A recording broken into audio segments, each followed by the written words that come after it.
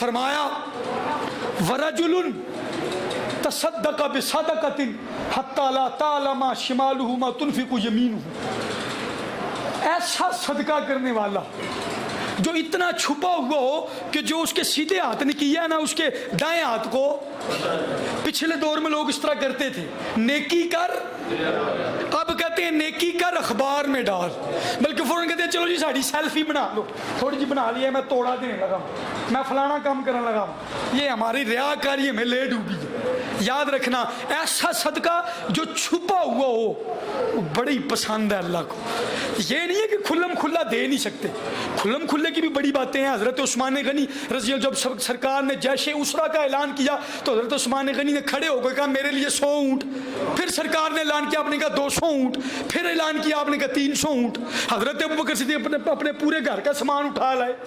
تو اس پر علماء نے ایک نصیحت کی ہے، انہوں نے کہا جو بات یہ کہ وہ صدقہ جو چھپا ہوا ہو وہ ایسے کرو کہ جب کسی کو ذاتی طور پہ دینا ہے نا تو اس کی عزت نفس کا خیال رکھتے ہوئے وہ گھر دے رہا ہو۔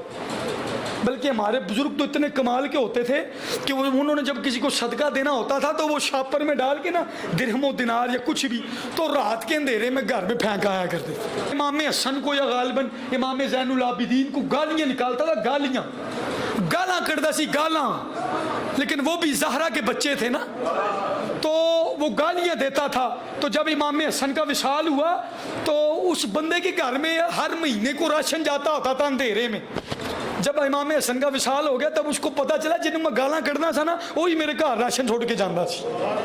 یہ ہمارے بزرگوں کے طریقے ہوتے تھے۔ تو وہ صدقہ جو چھپا ہو، اکیلے ذاتی طور پہ کسی کو دینا تو چھپا ہوا دو تاکہ اس کی عزت نفس کا خیال ہو جائے اور اس کی عزت بچ جائے، وہ شرمندہ نہ ہو۔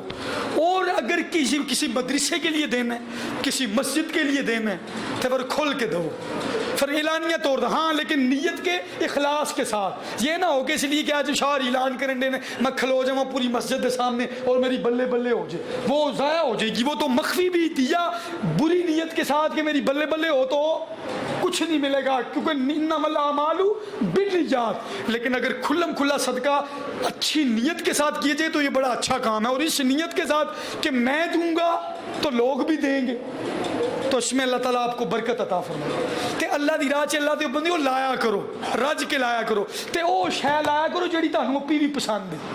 ہم لوگ سب سے گندی چیز، ہم جب مسجد میں آتے ہیں نا تو اپنا پرس کھولتے ہیں تو سب سے گندا نوٹ نکالتے ہیں مسجد کو دینے کے۔ جڑا فقیر راہ چلا بجے ناراض نہیں ہونا، لیکن حقیقت یہی ہے، سچ آکھیے تے پامبڑ مچدا ہے، لیکن حقیقت یہی ہے ہم اپنا بٹوا جب نکالتے ہیں نا کسی فقیر یا مسجد میں ڈالنے کے لیے تو سب سے پرانا نوٹ، وہ بھی سب تو نکا نوٹ، کدی وڈا نوٹ بھی چھوڑ چھڑیا کرو۔ اللہ تعالیٰ آپ کو اس کی برکت دے گا۔ شیطان تو کہتا ہے آپ کا سب کچھ ختم ہو جائے گا، لیکن میرے اور آپ کے نبی نے فرمایا اقسم علیہن ثلاث، میری امت میں 3 چیزوں پر قسم اٹھاتا ہوں، قسم لکھ لو اپنے نبی کی بات، قسم اٹھاتا ہوں۔ پہلا فرمایا ما نقص مال عبد من صدقہ، جیڑا بندہ رب دی راہ چ پیسے لاندا ہے نا او دے پیسے مک نہیں سکتے۔ اگر اپنے نبی پہ بھروسہ تو اس بات پہ غور کرو۔ دوسرا فرمایا جیڑا بندہ لوگوں کو منگدا ہے نا وہ کروڑا پتی بھی ہو جائے منگدا ہی رہے گا۔ تیسرا فرمایا سرکار نے جو اگر تم میرے کسی امتی سے معافی مانگ لو، جب معافی منگن نال تیری عزت ٹوٹ جائے گی نا تو قیامت والے دن زہرا دے بابے کو لے لے۔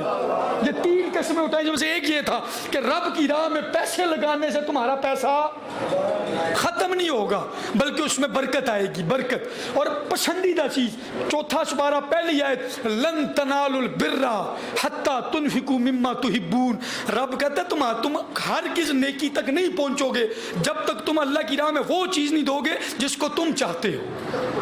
امام اعظم ابو حنیفہ رحمۃ اللہ تعالیٰ جن کے ہم مقلد ہیں، ہم حنفی ہیں، ان کے دور میں ایک کروڑوں پتی بندہ تھا، تو اس کا موت کا وقت آیا تو اس نے ایک وصیت لکھی، اپنے دوست کو بلایا، کہا یہ میری جمع پونجی ہے۔ اس کے چھوٹے نابالغ بچے تھے، اس کو بلایا، اس کو کہنے لگا کہ میں تو جانے لگا ہوں، جب میرے بچے بڑے ہو جائیں گے تو جو تمہارا دل چاہے گا، کیا جو تمہارا، وہ میرے بچیاں نو دے چھڑی۔ اب کیا ہوا، وہ تو فوت ہو گیا، بچے جب بالغ ہوئے نا اس نے لوگوں کو جمع کیا، وصیت دکھائی، علماء بھی مفتی بھی موجود، اس نے کہا یہ دیکھو ان کے باپ نے لکھا ہے کہ یہ میری جمع پونجی ہے، جو تمہارا دل چاہے گا وہ میرے، یہ جملہ بولے سارے, جو تمہارا دل چاہے گا وہ میرے بچوں کو دے دینا. تو اس نے کیا کیا, شاپر میں سے سارے پیسے نکالے, خالی شاپر بچیاں نو پھڑکا چھڑے. بڑا ظالم قسم کا آدمی تھا, پیسے انہیں کاٹ لے اور وہ شاپر پکڑا دیا. کہنے لگے یہ لو وصیت میری مرضی. اس نے لکھا ہوا جو تمہارا دل چاہے گا. اب علماء اور مفتی پریشان, لوگ مفتیوں کے پاس دوڑے, بھائی یتیموں کے ساتھ ناانصافی ہو رہی ہے, تسی کا کرن نہیں دے. انہاں کیا اسی کی کریے, وصیت سے لکھیا ہے جو تمہارا دل چاہے گا وہ دے دینا. یہ بات میرے اور آپ کے امام تک پہنچی.